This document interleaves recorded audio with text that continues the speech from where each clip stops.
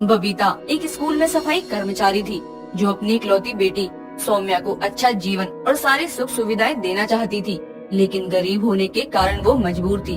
अपनी कम तनख्वाह में भी वो अपनी बेटी को सारे ऐशो आराम देने की कोशिश किया करती। एक रोज जब वो खाना बनाने के लिए सब्जी काट रही होती है, तभी उसकी बेटी कहती है, माँ, क्या रोज रोज यही सब्जी रोटी खिलाती हो? कभी बाहर से अच्छा खाना भी ऑर्डर कर लिया करो।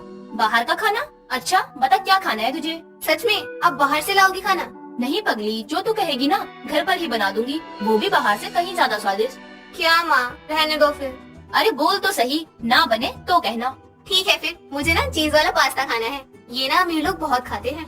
मैं तो नाम भी पहली बार सुन रही हूँ, पर कोई नहीं। चीज मतलब पनीर और पास्ता तो मैं इसके लिए बनाती ही रहती हूँ, कोशिश करती हूँ। ठीक है, आज यही खिलाऊंगी तुझे। वो पनीर लाने के लिए अपना पर्स टटोलती है, लेकिन उसमें बस 100 रुपए ही होते हैं, जिससे वो दुकान जाकर पनीर लाती है और जैसे तैसे उसे बनाकर खिला देती है। इसी तरह बबीता अपनी तरफ से पूरी कोशिश किया करती कि उसकी बेटी की हर ख्वाहिश पूरी हो। समय बीतता है। सौम्या अपनी 12वीं तक की पूरी पढ़ाई कर चुकी थी। उसे इंतजार था तो अपने रिजल्ट का। इसी बीच सौम्या के मामा संतोष, जो कि मुंबई शहर में रहा करते थे, उनसे मिलने के लिए उनके घर आते हैं। तो सौम्या खुश होते हुए कहती है, मामा जी, कितने दिनों पर मिलने आए हो आप? अच्छा बताइए, क्या लाए हैं आप मेरे लिए? मैं अपनी प्यारी भांजी के लिए एक बड़ी सी ड्रेस और एक पर्स लाया हूँ। अगले महीने तेरा जन्मदिन जो आ रहा है।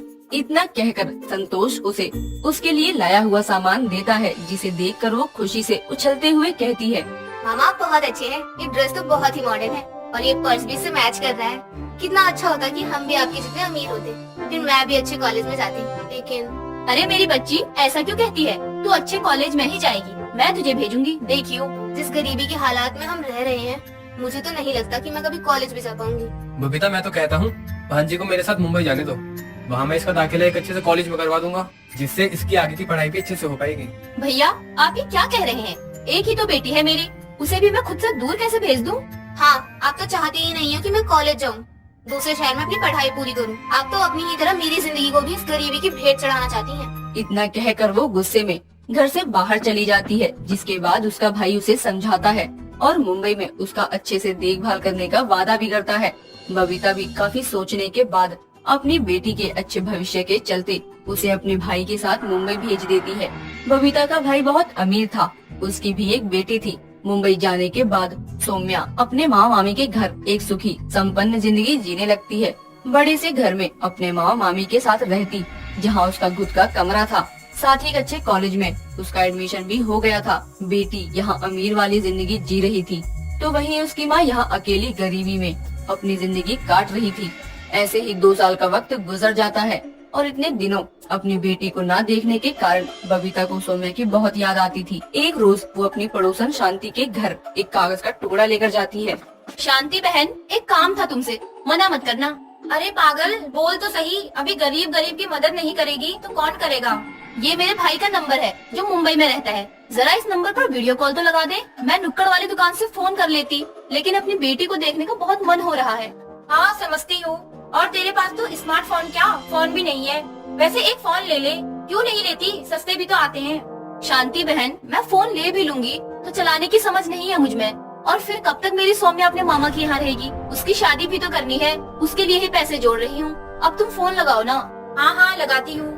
तभी शांति बबीता के भाई को वीडियो कॉल लगाकर बबीता को पकड़ा देती है। कॉल संतोष उठाता है और सौम्या को बात करने के लिए बुलाता है। अपनी बेटी का चेहरा 2 साल बाद देखकर उसकी गरीब माँ की आंखों में आंसू आ जाते हैं और अपनी बेटी को महंगे कपड़ों में देख वो हैरान भी रह जाती है। ओह मॉम, क्या रोना धोना कर रही हो? अपनी बेटी को ऐसे देखकर दुख हो रहा है क्या? ऐसा नहीं है बेटी, तुझे देखकर बस भावुक हो गई, इसीलिए आंसू निकल आए। लेकिन ये मॉम क्या होता है? तू माँ बुलाना। ओहो, यहाँ सभी अमीर लोग अपनी माँ को मॉम बोलते हैं, और वैसे भी माँ बोलना बहुत टिपिकल लगता है ना। अच्छा ये बता कि तू पढ़ाई खत्म करके घर कब आ रही है? ओह नो, इस अमीरी भरी जिंदगी के ऐशो आराम को छोड़कर उस कच्चे मकान में कौन जाएगा? मॉम, पहले पढ़ाई तो पूरी होने दो, फिर सोचूंगी। अच्छा रखती हूँ मैं, मुझे मेरी फ्रेंड की बर्थडे पार्टी में जाना है। Okay bye. अरे सौम्या सुन तो। सौम्या अपनी बात कहकर झट से कॉल कट कर देती है और बबीता निराश हो जाती है। तभी शांति कहती है, देख, तू यहाँ इतनी बेसब्री से उससे बात करने को तड़प रही थी, और उसने एक बार तुझसे तेरा हाल भी नहीं पूछा। गरीब माँ की बेटी कुछ ज्यादा ही अमीर हो गई है। कोई बात नहीं, मैं तो उसे देख पाई, इतना ही बहुत है। हाँ वो तो ठीक है, लेकिन देख लियो, तेरी अमीर बेटी अब अपनी गरीब माँ के पास लौटेगी नहीं। कैसी बात करती हो शांति बहन, गरीब सही लेकिन माँ हूँ मैं उसकी, और कितनी भी अमीर हो जाए मेरी बेटी अपनी माँ को नहीं भूल सकती। अरे पागल, अपनी आंखों से ममता का पर्दा हटा, उसकी बातें और जल्दी फोन कट करना बता रहा है कि वो अपने मामा मामी के पास ही खुश है। खैर, मुझे जो लगा मैंने कह दिया, बुरा लगा हो तो माफ कर दियो।